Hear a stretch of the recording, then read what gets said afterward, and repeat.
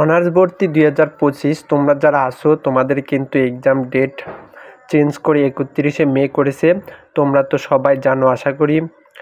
তো আশা করছি জাতীয় বিশ্ববিদ্যালয় থেকে আর কোনো ডেট পরিবর্তন করা হবে না। আর যদি পরিবর্তন করে তাহলে শিক্ষার্থীরা রাস্তায় নামতে বাধ্য হবে বলে আমি মনে করি। তো যাই হোক, তোমরা যারা অনেকেই আমার কাছে জানতে চেয়েছো যে কবে তোমাদের অ্যাডমিট কার্ড ডাউনলোড করা যাবে এবং কিভাবে ডাউনলোড করবে। তো তোমাদের অ্যাডমিট কার্ড ডাউনলোড করা যাবে এক্সামের 7 দিন আগে, অর্থাৎ তোমরা 24 তারিখ পর অ্যাডমিট কার্ড কিন্তু ডাউনলোড করতে পারবা। এখন প্রশ্ন হচ্ছে কিভাবে ডাউনলোড করবে। তো ডাউনলোড করার জন্য ফার্স্ট অফ অল তোমাদের জাতীয় বিশ্ববিদ্যালয়ের ওয়েবসাইটে যেতে হবে। তারপর তোমাদের পিন এবং আইডি পাস দিয়ে লগ ইন করতে হবে। ঠিক এই রকমভাবে পাবে তোমরা লগ ইন করার পর। তারপর এই নিচেই তোমাদের লেখা থাকবে download your admit card.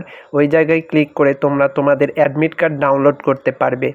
R download করার পর অবশ্যই কিন্তু সেটা কালার প্রিন্ট করে নিতে হবে। ব্ল্যাক অ্যান্ড হোয়াইট করলে কিন্তু তোমরা এক্সাম দিতে পারবে না, কারণ তোমাদের কিন্তু আগেই বলা হয়েছে তোমাদের কিন্তু অ্যাডমিট কার্ডটা হবে কালার প্রিন্টের। আর হ্যাঁ, অবশ্যই 2-3টা করে নেবা, কারণ বলা তো যায় না, হারাই যেতে পারে। অনেকের দেখা যায় যে হারিয়ে যায় অ্যাডমিট কার্ড।